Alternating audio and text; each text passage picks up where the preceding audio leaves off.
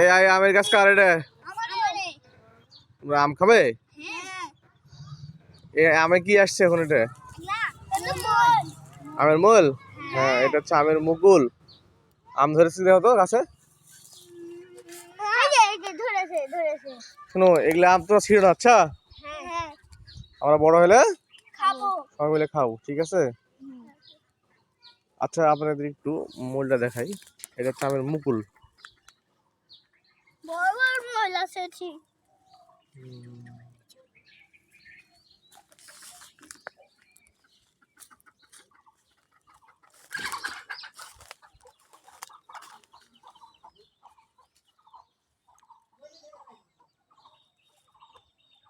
গাছ কার? এটা কার গাছ? এটা